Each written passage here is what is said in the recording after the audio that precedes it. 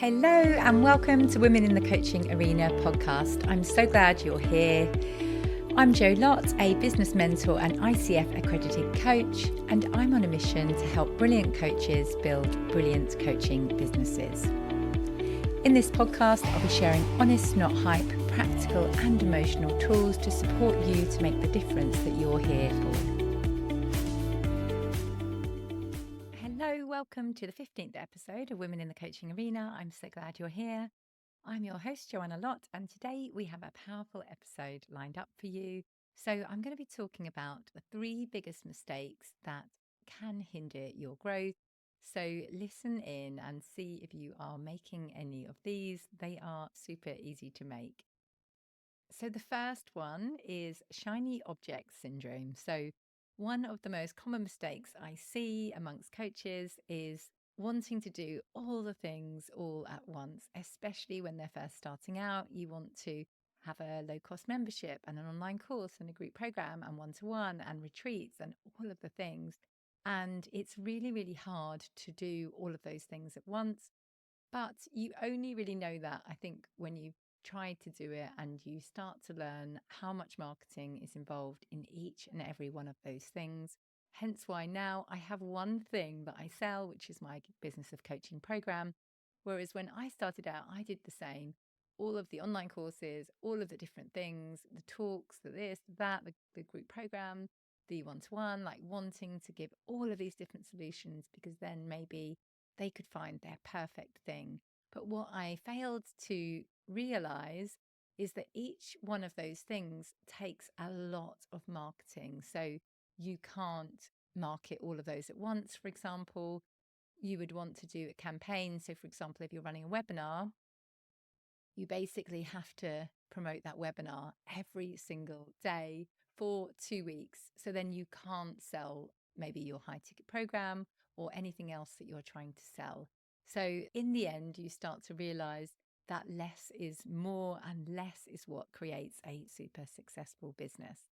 What shiny object syndrome can also do is make you jump from one strategy to another without really giving enough time to see real results. So, for example, if you decide that webinars are going to be your way of bringing people closer into your world, you might hold one webinar and then think, okay, I've done that. Now I'm going to try something else, rather than hold that same webinar 5 times over a 6-month period or so to really see if you can get more people to attend, if you can make it higher converting, how can you make it more engaging, and really, really work on making that one lead generation strategy really, really good.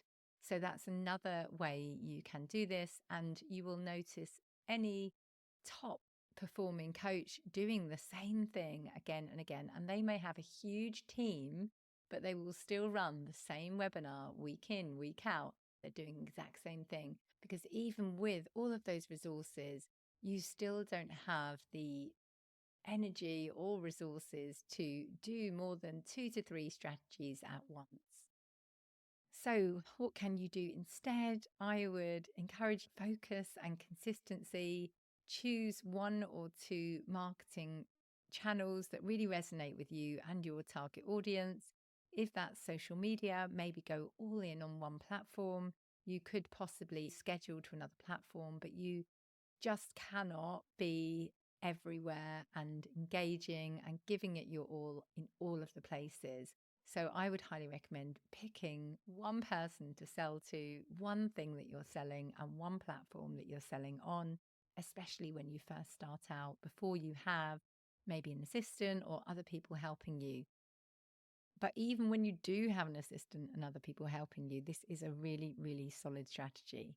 Maybe for you, it's networking, so you can make a decision as to, I'm going all in on networking, and here are the appropriate places that I'm going to show up at regularly. Success comes from depth, not breadth, especially when you don't have that huge team of finance people and marketing people and social media managers and all of the things that you really need to be able to run a 7-figure business, which is what you end up often comparing yourself to when you start, realizing that when they started, they didn't have all those resources either. And they probably just started just the same as you, slowly building up that audience and building up the growth that you can achieve as your business grows. So, the next mistake I often see is not mastering one thing, having a clear and compelling coaching offer, a signature program, which I talk about often, which showcases your expertise and delivers outstanding value to your clients, is a really great way of standing out in the marketplace and gaining expert status quickly. However, most coaches make the mistake of not committing to one specific coaching offer. They do a little bit of everything, just like we talked about earlier, trying to cater for everyone's needs. And this approach dilutes your brand, but it also confuses potential clients. So I run a program called Offer to Market 3 times a year.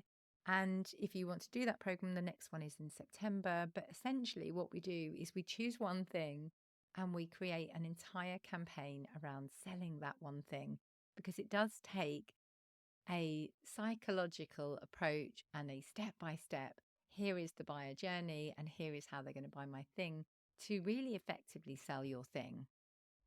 So, I would challenge you to create one signature coaching offer. If you want my help doing that, that's exactly what I do in my program, The Business of Coaching. We really nail your niche really effectively, your signature coaching offer really effectively, to really package your genius up into intellectual property, which helps you to stand out in the marketplace. And then you learn how to effectively market it and sell it and create an amazing customer experience. So, by committing to that one offer, you will position yourself as an expert in your field and attract clients who are seeking your unique solution, remembering that we buy to move away from pain or move towards pleasure. So, we don't buy a nice to have, we buy an essential thing that is causing us so much pain, or we are so desperate for this solution that we decide to make a purchasing decision. The third mistake I often see is forgetting that relationships build your business. So, a pitfall I see is neglecting the power of building those relationships, dismissing how valuable people can be to you because they perhaps aren't in your niche and things like that. So, you forget that actually building relationships with absolutely everyone you meet is a vital part of happiness in life, but it's also a vital part of attracting business.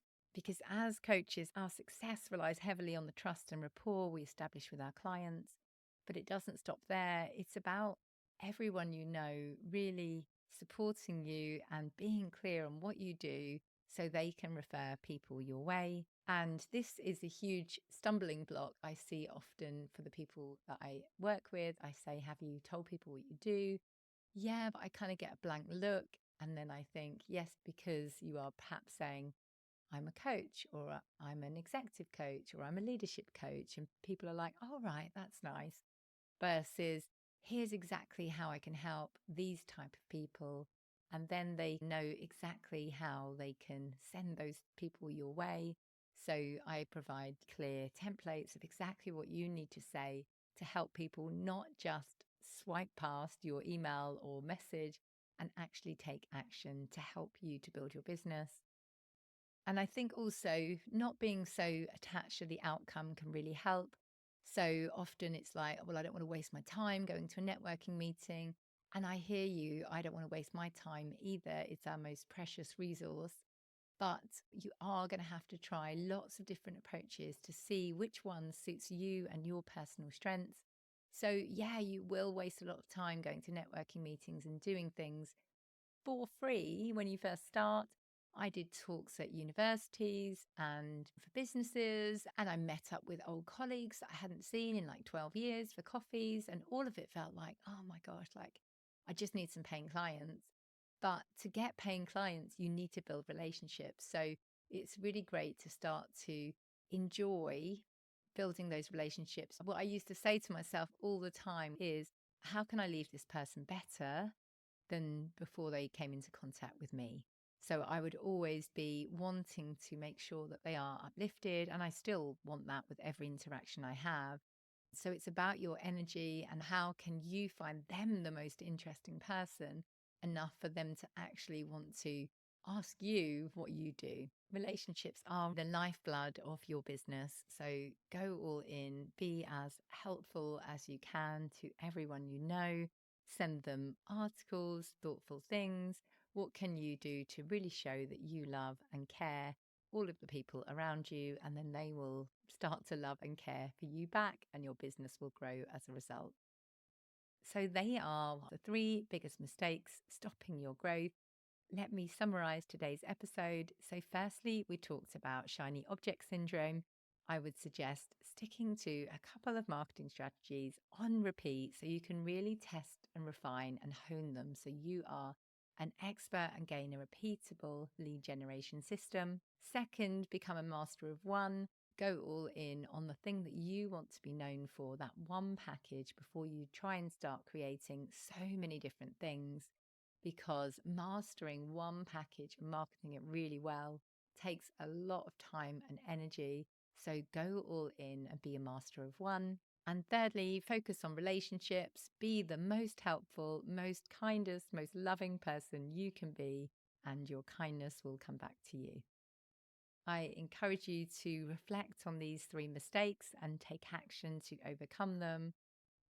So, which ones are you making, if any? I would love to hear which ones resonate with you and what you're going to do differently as a result of listening to this podcast. So, do drop me an email on joanna@joannalottcoaching.com or send me a message on LinkedIn. I would love to hear which biggest mistakes you're making and what you're going to do differently as a result. And if you want my help guiding you step by step through your business building journey, that's exactly what I do in my high touch mentoring program, The Business of Coaching. You will get my eyes on your offer, your niche, your website, your LinkedIn profile, all of the things, as well as step-by-step training and the support and love and care that you need to build your business. You can find the details of the program in the show notes and see if it's what you need to grow your business right now. And like I always say, trust yourself, believe in yourself, and be the wise gardener who keeps on watering the seed. Thank you so much for listening to this episode of Women in the Coaching Arena. Please come and say hi to me on LinkedIn or Instagram and let me know how you are getting on in your coaching business and how you're going to go for your dreams this year. My name on LinkedIn is Joanna Lott, and handle on Instagram is @JoannaLottCoaching. And I'll also put links in the show notes below. Let me know if you found this episode useful, share it with a friend, and leave me a review, and I will personally thank you for that. Thank you so much for listening. Speak soon.